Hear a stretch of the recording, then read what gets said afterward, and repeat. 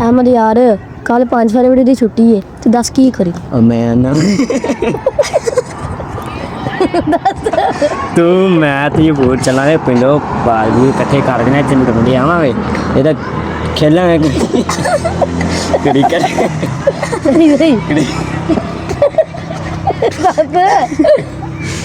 cricket खेलोगे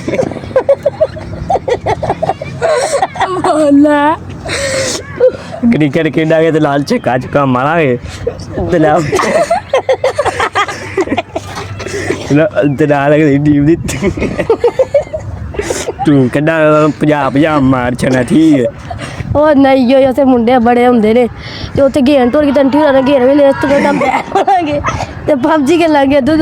ਤੇ ਧਮਾਕੇ ਤੇ ਧਮਾਕਾ ਤੇ ਉਹ ਛੱਡੇ ਤੂੰ ਧਮਾਕਾ ਕ੍ਰਿਕਟ ਨੂੰ ਫਰਕ ਕਰਾਓ ਇਹਨਾਂ ਨੂੰ ਤੁਸੀਂ ਪਬਜੀ ਨੂੰ ਆਪਾਂ ਚੱਲਾਂਗੇ ਗਰਾਊਂਡੇ ਤੇ ਉੱਥੇ ਜਾ ਕੇ ਫੁੱਟਬਾਲ ਖੇਲਾਂਗੇ ਲੱਤਾਂ ਖੁੱਲਣਗੀਆਂ ਛੁੱਟੀਆਂ ਵਾਲੇ ਦਿਨ ਵੀ ਘਰ ਬੈਠਣ ਦਾ ਕੀ ਮਜ਼ਾ ਆਉਂਦਾ ਤੁਹਾਨੂੰ ਚੱਲ ਚੱਲਾਂਗੇ ਯਾਰ ਵੇਖਾਂਗੇ ਰੋਨਾਲਡੋ ਦਾ ਨਾਮ ਸੁਣਿਆ ਬਾਬਾ ਜੀ ਦੇਖਾਂਗੇ ਕਿਹੜੀਆਂ ਟਿੱਕਾਂ ਮਾਰਦਾ ਸੀ ਵੀ ਮਾਰ ਕੇ ਵੇਖਾਂਗੇ ਕਿੱਕਾਂ ਕਿੱਡਾ ਕੋ ਸਵਾਦ ਆਉਂਦਾ ਖੇਡ ਕੇ ਵੇਖਾਂਗੇ ਯਾਰ ਫਿਰ ਚੱਲਾਂਗੇ ਸੁਬਾਹ ਚੱਲਾਂਗੇ ਉਹ ਠੀਕ ਹੈ ਫਿਰ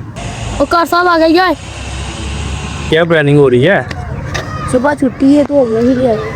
सुबह किस चीज़ की छुट्टी है स्पीड है कश्मीर डे